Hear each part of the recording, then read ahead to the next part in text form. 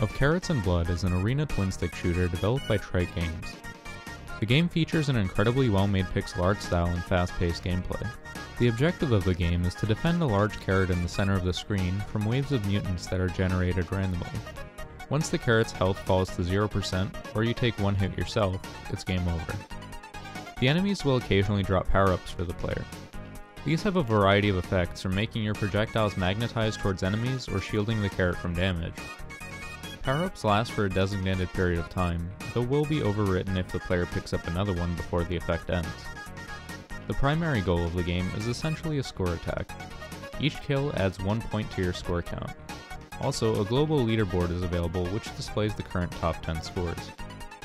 On top of the power-ups, each enemy slain will drop brains.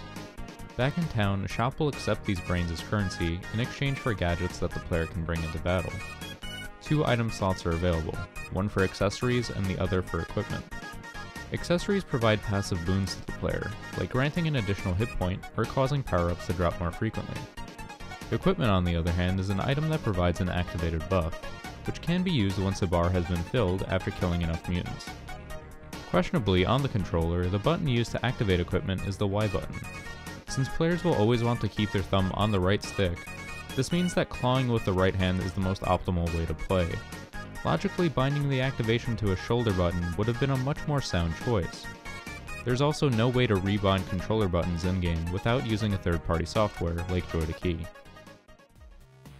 In town, you can visit a laboratory which allows players to spend brains as well as DNA, which drops randomly, to unlock additional characters. After processing the exchange, there's an arbitrary wait time, which honestly breaks the pace of gameplay. So, you need to go back to playing the game for about a minute, and then once you die, return to town to pick up your new character.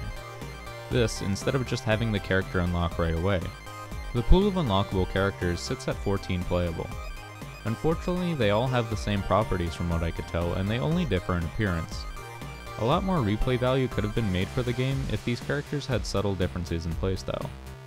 On top of the single player, there's also a multiplayer mode, which involves both co-op and PvP.